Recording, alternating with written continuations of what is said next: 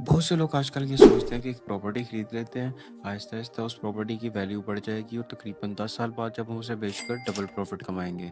अब हकीकत में ऐसा होता है कि नहीं होता? आज की हम इस वीडियो में पूरी डिटेल से बात करेंगे। यहाँ पर हमारे पास 2 कंडीशन है।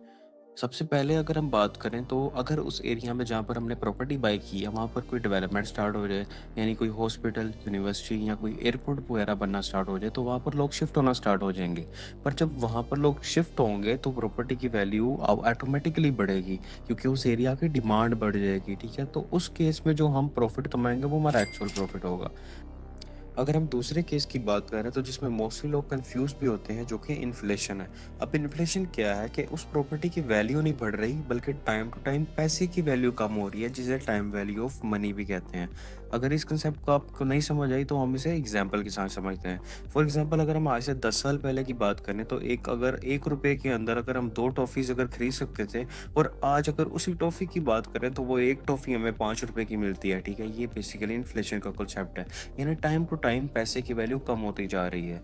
और इसी तरह अगर हम उस तरह देखें प्रॉपर्टी के लिहाज से, तो हमें उससे एक्चुअल में प्रॉफिट नहीं आया।